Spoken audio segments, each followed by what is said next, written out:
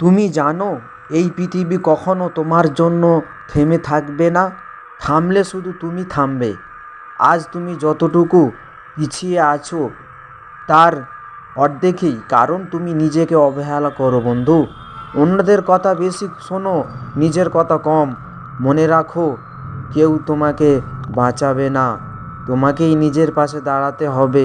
নিজের সম্মান, নিজের স্বপ্ন, এগুলো তোমাকেই নিজেকে রক্ষা করতে হবে বন্ধু।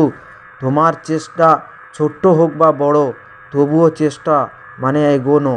প্রতিদিন 1% উন্নতি করলে 100 দিনে তুমি বদলে যাবে। জীবন যত কঠিন হোক, একটা জিনিস কখনো ভুলো না, আল্লাহ তোমাকে দেখছেন।